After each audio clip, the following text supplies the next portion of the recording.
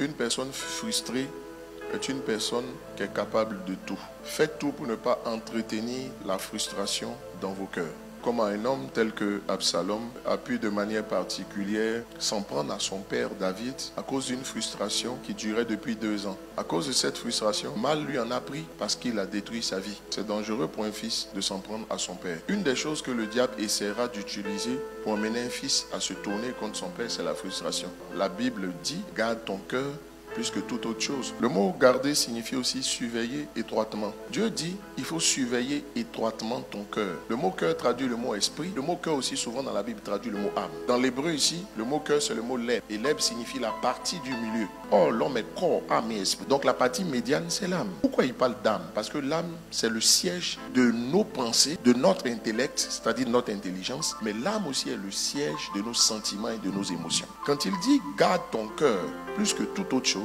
il est simplement en train de dire, surveille étroitement, préserve de toute atteinte ton cœur. Fais attention. Quand on dit surveille, ça veut dire que ça va être subtil. Nous n'avons pas à combattre contre la chair et contre le sang, dit la Bible, et que nous combattons contre des entités spirituelles. Donc ça veut simplement dire qu'il faut savoir que nous sommes en guerre contre des entités spirituelles. Ce n'est pas humain, ce n'est pas physique. Des gens peuvent faire quelque chose que vous allez voir, qui vont vous choquer, qui vont vous rendre mécontent, même vous mettre en colère. Mais sachez une chose, c'est que derrière tout ce que vous pouvez voir, se trouvent des réalités spirituelles aussi, des entités spirituelles qui agissent. Donc en réalité, tu n'as pas affaire à l'homme, mais tu as affaire à des esprits qui animent l'homme, dont toi-même. Parce que la plupart du temps, ce que tu penses n'est pas forcément juste. Les mêmes esprits là peuvent inspirer quelqu'un qui va poser des actes qui ne sont pas bons.